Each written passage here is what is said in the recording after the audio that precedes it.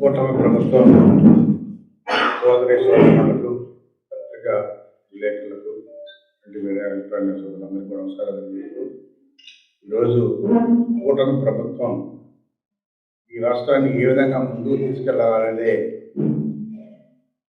ముఖ్య ఉద్దేశం. గత ప్రభుత్వంలో ఇప్పుడే చెప్పారు సోదరులందరూ కూడా స్టీల్ ఫ్యాక్టరీ కూడా అమ్మేసి మూసేసి ఆ స్థలాలను కూడా అమ్ముకొని తినాలనే ప్రయత్నం చేశారు. కానీ అక్కడ ఎవరైతే కార్మికులుగా పనిచేస్తున్నారో వాళ్ళందరూ కూడా పోరాటం చేశారు.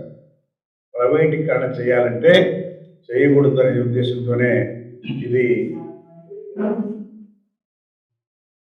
ఆంధ్రుల హక్కు, విశాఖ ఉక్కు అని చెప్పనే నినాదంతో వాళ్ళు పోరాటం జరిపారు.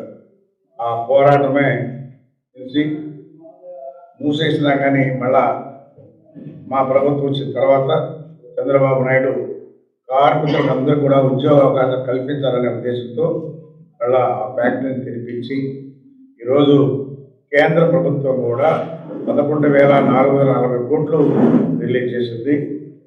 ఇంకా కూడా మా నాయకుడు తెచ్చి అభివృద్ధి చేయడానికి ప్రయత్నాలు చేస్తారని చెప్పిన కూడా తెలియజేస్తా ఉన్నాం. మూసేసినవన్నీ కూడా తెరిపించి కార్మికులు ఉద్యోగ అవకాశాలు కావాలి, ఈ రాష్ట్రాన్ని అభివృద్ధి చేసుకోవాలి అన్ని రకాలుగానే ఉద్దేశంతోనే ఈరోజు కూటమి ప్రభుత్వం ఏర్పడి కేంద్రం సహాయ సహకారాలు తీసుకుంటూ ఈ రాష్ట్రాన్ని ముందుకు తీసుకెళ్తా ఉంది. గత ప్రభుత్వంలో జగన్మోహన్ రెడ్డి అన్నీ కూడా ఆయన సొంత ఆస్తులుగా ఏర్పరచుకొని మూసేయాలని చూసినటువంటి వ్యక్తి ఎవరంటే జగన్మోహన్ రెడ్డి. ఆయన సొంత స్వలాభం కోసం ప్రయత్నం చేసుకున్నాడే కానీ ఈ రాష్ట్ర ప్రయోజనాల కోసం ప్రజల కోసం ఎక్కడ కూడా ఒక అభివృద్ధి పన్నట్టు చేయలేదు. ఎక్కడైనా చేసినాయంటే మేము ఛాలెంజ్ చేస్తున్నాం, చూపించమని చెప్పాను. ఈరోజు ఇన్ని కష్టాల్లో ఉన్న ప్రభుత్వాన్ని ముందుకు తీసుకెళ్తూ అభివృద్ధి కార్యక్రమాల్లో ముందున్నాడంటే అది చంద్రబాబు నాయుడు ఉన్నటువంటి ఆలోచన, ధైర్యము అన్ని రకాలుగా చెప్పని కూడా తెలియజేస్తా ఉన్నాం. అందుకని మా నాయకుడికి ఆ భగవంతుడు ఆరోగ్యాలు ఇచ్చి ఈ రాష్ట్రాన్ని ఇంకా ముందుకు తీసుకెళ్ళాలని చెప్పని కోరుకుంటున్నాను. ఏ విధంగా తీసుకోవాలని చూస్తున్నారే కానీ పదవులు పంచుకోవాలని మా పార్టీలో ఎవరికి లేదు. పదవుల కోసం పోరాడేవాడు కూడా లేరు. చూస్తున్నారా మీరు? గత ప్రభుత్వంలో పదవులు ఏమైనా చూసుకున్నారు. ఈరోజు మా ప్రభుత్వంలో సైలెంట్గా ఉంది, సైలెంట్గా పనిచేస్తారు. రాష్ట్రాన్ని ముందు తీసుకెళ్ళాలి, ప్రజల్ని బాగా చూసుకోవాలి, రాష్ట్ర ప్రజలు బాగుండాలి, రాష్ట్రం బాగుండాలి కాన్సెప్ట్తో చంద్రబాబు నాయుడు పనిచేస్తున్నాడు. మా నుంచి ఆపల పని చేస్తున్నారు. ప్రభుత్వం మారింది, మారిన తర్వాత జగన్మోహన్ రెడ్డి ఆపాడు, మేం కాదు ఆపింది. రీటెండర్ పెట్టాడు. ఆ రీటెండర్ తీసుకున్న వాళ్ళు కడపలో అడ్రస్ లేకుండా పోయారు. కావాలని చేశారే కానీ ఇక్కడ మా ప్రభుత్వం కాదు, జగన్మోహన్ రెడ్డి రీటెండర్ పెట్టి కడపలోకి వచ్చి వాళ్ళు మూసేసుకుపోయారు. అవతల కాంట్రాక్ట్ జరిగింది, పనులు కూడా చేశాడు. రమేష్ అనే కాంట్రాక్టర్ 3-4 కోట్లు పనిచేశాడు, ఆయన డబ్బులు కూడా ఇవ్వడు. అది జగన్మోహన్ రెడ్డి పరిపాలన, మా పరిపాలన కాదు. మళ్ళీ ఇప్పుడు స్టార్ట్ అవుతుంది. ఆంధ్రపాటు రిజర్వాయర్ తెచ్చింది మా ప్రభుత్వమే, ఇచ్చింది చంద్రబాబు నాయుడే, చేయవేది చంద్రబాబు నాయుడే, పూర్తి చంద్రబాబు నాయుడు. నా ప్రభుత్వం 5 సంవత్సరాల లోపల 2 సంవత్సరాలు పూర్తవుతుంది. ఆక్రమణలు ఎవరున్నా తొలగించాల్సిందే. ఆయన ఆక్రమించున్నా కానీ తొలగించక తప్పదు. ఎందుకంటే రోడ్లు విస్తృతంగా ఉండాలి, పోయేదానికి వచ్చేదానికి ఫ్రీగా ఉండాలి.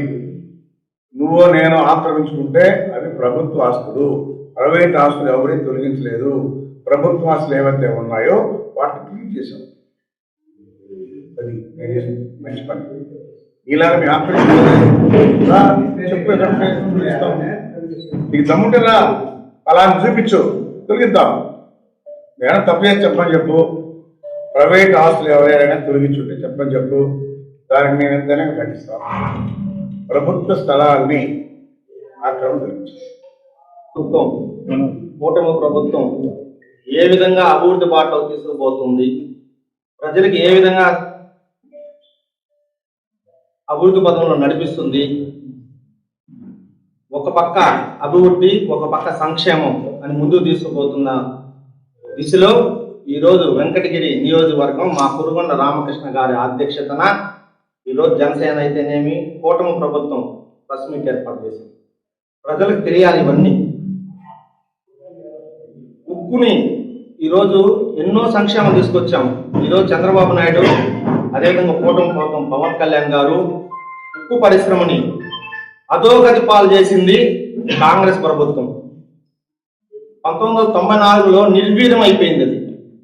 దాని తర్వాత చంద్రబాబు నాయుడు సీఎం 1998 అయితే ఆ రోజు వాజ్పేయి ప్రధానమంత్రిగా ఉన్నప్పుడు 1650 కోట్లు అంటే ఎప్పుడు 98లోనే తీసుకొచ్చి దాన్ని అభివృద్ధికి తోడ్పడ్డాడు. ఏ రోజైతే జగన్ ప్రభుత్వం వచ్చిందో 2019 నుంచి 2024 దాకా దాన్ని ఏ విధంగా లేఅవుట్లు వేయాలా, ఆ స్థలాన్ని ఏ విధంగా ప్రైవేటీకరణ చేయాలా, ఆ ప్రైవేటీకరణ చేసిన దగ్గర ఎంత డబ్బులు తినాలా అని బస్టు పట్టించిన వ్యక్తి ఎవరంటే జగన్మోహన్ రెడ్డి గారు. మరలా కూటమి ప్రభుత్వం అధికారం వచ్చింది. దాన్ని మహర్దశ తిప్పేదానికి మా చంద్రబాబు నాయుడు కూటమి ప్రభుత్వం సహాయం చేస్తుంది. అది ఏ విధంగా ఎంత సహాయం చేస్తుందో మా కురుగొండ రామకృష్ణ గారు మీకు నిర్ణయిస్తారు దాన్నంతా. కాబట్టి జగన్ ప్రభుత్వానికి మన ప్రభుత్వానికి కూటమి ప్రభుత్వానికి తేడా ప్రజలు ఇంకన్నా గమనించి కూటమి ప్రభుత్వాన్ని ఇంకా అభివృద్ధి బాటలు నడిపించేదానికి ప్రజల నుంచి మాకు ప్రోత్సాహాలు రావాలని కోరుకుంటూ ఈ అవకాశం ఇచ్చిన పెద్దలకు ధన్యవాదాలు తెలుపుకుంటున్నాను. ఈరోజు బాబు గారు ముఖ్యమంత్రి అయిన తర్వాత కూటమి ప్రభుత్వం పాలనలో మోడీ గారు దాదాపు 3 లక్షల కోట్ల రూపాయల ప్యాకేజీ ఇచ్చాడు ఆంధ్రప్రదేశ్కి. అదేవిధంగా 1999లో 2000లో ఉన్న వాజ్పేయి ప్రధానమంత్రి గారు ఉన్నప్పుడు విశాఖ ఉక్కు కర్మాగారానికి 1500 కోట్లు ఆ రోజు ఇచ్చి విశాఖ ఉక్కు కర్మాగారం మూతపడేదాన్ని ఆయన దయతో ఇప్పటివరకు నడుస్తూ వచ్చింది. అదేవిధంగా వైసీపీ ప్రభుత్వంలో ₹1 కూడా నిధులు సాధించలేకపోయారు.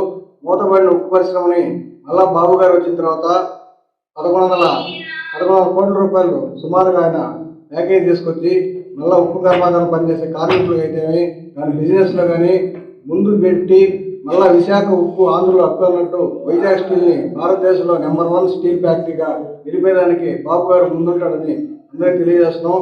ఇటువంటి మంచి కార్యక్రమానికి నాంది పలికిన మోడీ గారికి ప్రత్యేక ధన్యవాదాలు తెలుపుతున్నాం. Thank you. ఎన్నో సంవత్సరాల నుంచి విశాఖ ఉక్కు ఆంధ్ర హక్కు అనే దాని మీద ఎంతో మంది ప్రముఖులు నాయకులు పోరాటాలు చేశారు. ఈ రోజుకి మన కూటమి ప్రభుత్వంలో ముఖ్యమంత్రి గారికి అలాగే ఉప ముఖ్యమంత్రి గారికి సహకరించి మన కేంద్ర ప్రభుత్వం నుంచి 11,440 కోట్ల ప్యాకేజీ అనేది అందజేసినటువంటి మన కేంద్ర ప్రభుత్వ మోడీ గారికి అలాగే కేంద్ర నాయకులకు కృతజ్ఞతలు తెలియజేసుకుంటున్నాం. మా ఉమ్మడి కూటమి తరఫున ఈ ప్రైవేటీకరణ లేకుండా మనకు అందజేసినటువంటి దీనివలన మనకు సహకరించినటువంటి దీనివలన ఎంతో మంది కార్మికులకు దీనివలన ఉపాధి అవకాశం కలుగుతుంది. అలాగే దీన్ని నష్టాల బాటలో ఉంచి మనము లాభాల బాటలోకి కూడా ప్రభుత్వం ద్వారా తీసుకొచ్చి ఎంతో మంది కార్మికులకైతేనే ఉపాధి అవకాశం కల్పిస్తూ వారి యొక్క జీవనానికి మనము అభివృద్ధి చేసిన వాళ్ళం అవుతామని తెలియజేసుకుంటున్నాము. అలాగే ఈ ఉక్కు కర్మాగారం విశాఖ ఉక్కులో పోరాటాలు చేసిన ప్రతి ఒక్కరు కూడా మేము కృతజ్ఞతలు తెలియజేసుకుంటున్నాము. ఈ రోజు ఈ యొక్క